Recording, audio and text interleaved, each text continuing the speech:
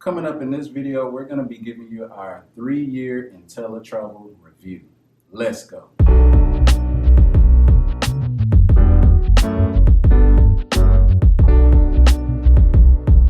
Alright guys, my name is Jarrett-Jamal Davis from jarrettjamaldavis.com, and on this channel I create videos on a weekly basis with tips and strategies to help you create an income online so you can live the lifestyle that you've always dreamed of. Now, if this is your first time watching one of my videos, make sure you smash that subscribe button and hit the bell icon so you won't miss any of my new videos. So let's get into today's topic, Inteletravel 3-year review. And in today's video, I actually have a special guest, which is my sister, Jennifer Grimes. She decided to come on the video and actually give her review as well. So what I actually did was I took a couple of questions from the 2-year review. And if you haven't seen that video, make sure you click the card right here so you can go ahead and watch my 2-year review.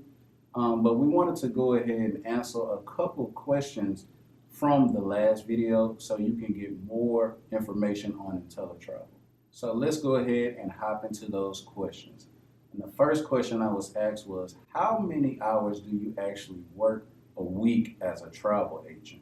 So Jen, you want to talk about that? Yeah, so, well, personally, I work about 15 to 20 hours a week in my travel business.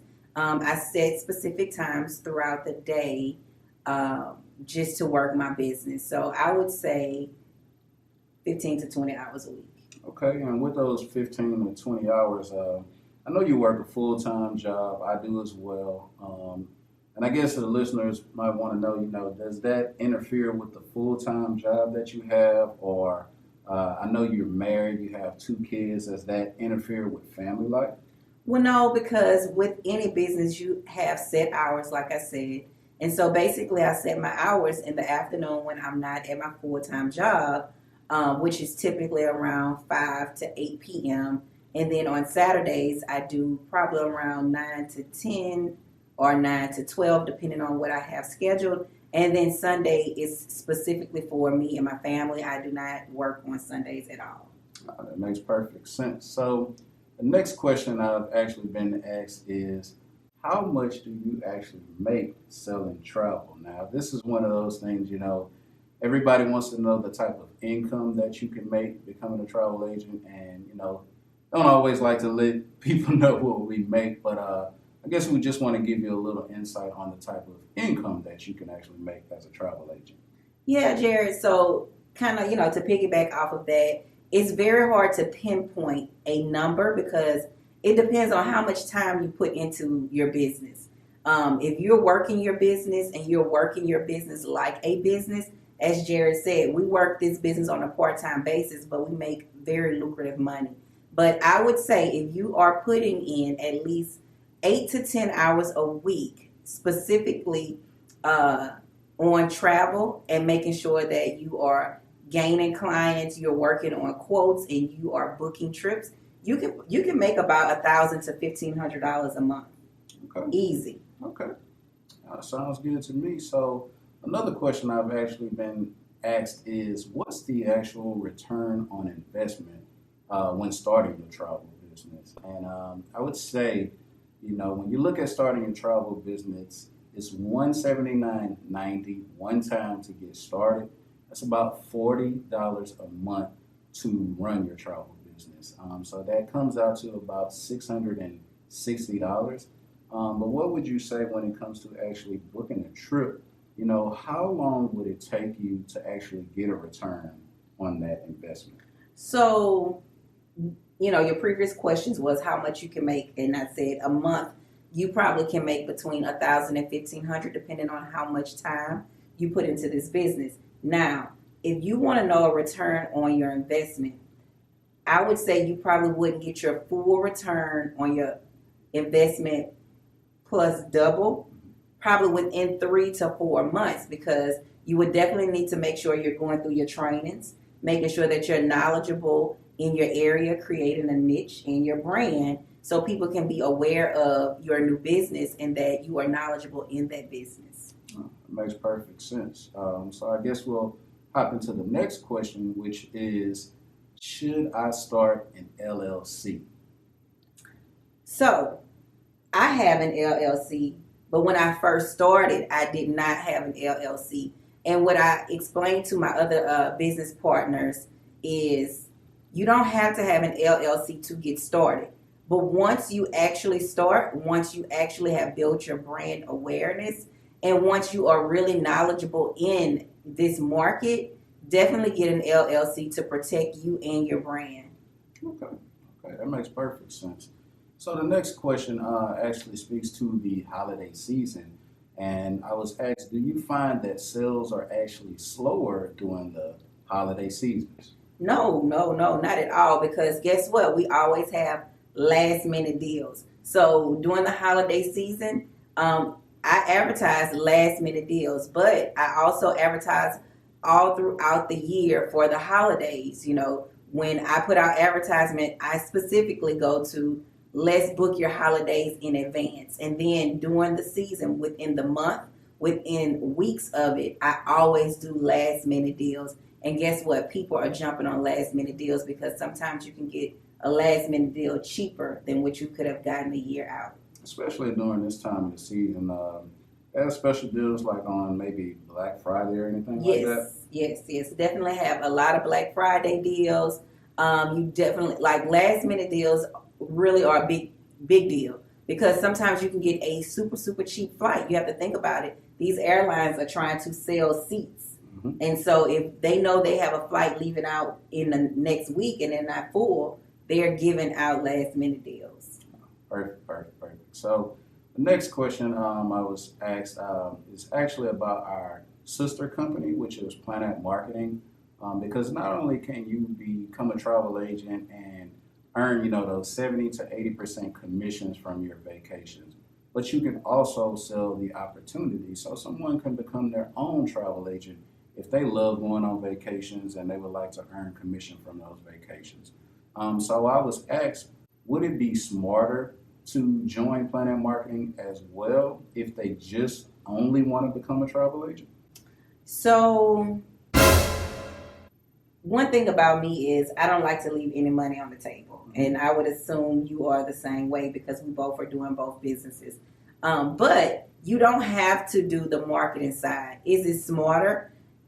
In my opinion, yes, because you're not leaving any money on the table because I always offer my clients the opportunity, especially when I'm doing group travel because you get so many perks, for booking group travel as well as selling so many rooms. And so I always ask the ambassador of that travel, that group, hey, would you like to be a travel agent? And I can teach you exactly what I'm doing and you can make this commission as well. It's never a secret about the commission that you make when it comes to booking travel because guess what? If I book it or if you call directly to the resort, hotel, or airline, someone is getting that commission. So it's not a big secret on making commission off of a trip because someone always will get the commission off of the trip. That makes sense. Yeah.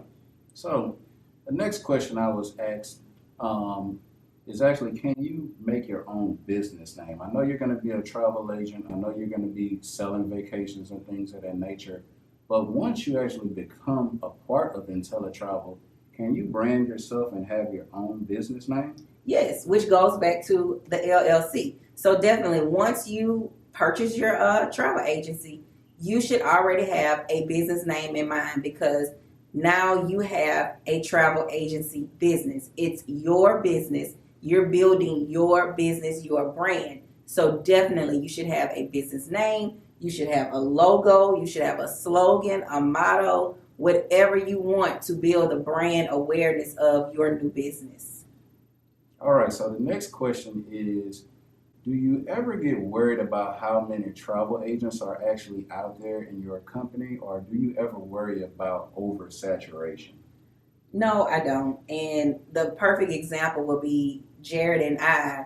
We are siblings, but he has access to a different group of people than I have access to. So we don't have the availability to each other's friends.